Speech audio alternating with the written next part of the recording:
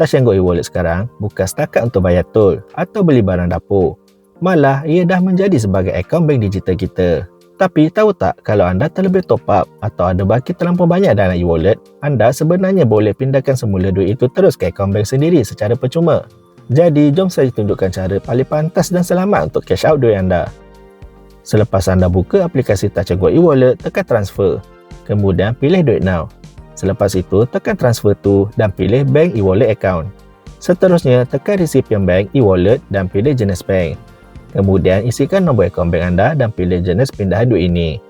Selepas itu, tekan next. Jika anda perhatikan, nama penerima akan dipaparkan beserta nombor akaun dan nama bank.